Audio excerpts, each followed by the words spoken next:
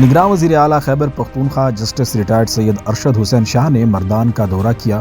نگراں وزیر اعلیٰ نے عبدالولی خان یونیورسٹی میں ایم ڈی کیٹ کے لیے قائم سینٹر میں انتظامات کا جائزہ لیا۔ متعلقہ حکام نے نگراں وزیر اعلیٰ کو ایم ڈی کیٹ کے لیے کیے گئے انتظامات کے بارے میں بریفنگ دی۔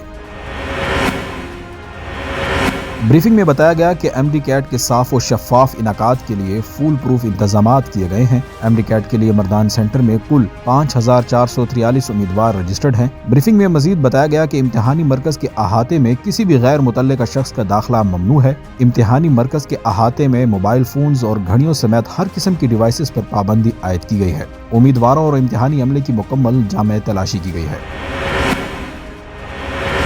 نگراں وزیر اعلیٰ جسٹس ریٹائرڈ سید ارشد حسین شاہ کو بریفنگ دیتے ہوئے مزید بتایا گیا کہ امتحانی مراکز کے احاطے میں موبائل سگنلز بند کیے گئے ہیں۔ امتحانی سینٹر میں درکار تعداد میں نگراں عملے کی تعیناتی یقینی بنائی گئی ہے۔ ضلع انتظامیہ کی جانب سے ایم ڈی کیٹ کے دوران برقی آلات اور دیگر گیجٹس کے استعمال پر دفعہ 144 کے تحت پہلے ہی پابندی لگائی گئی ہے۔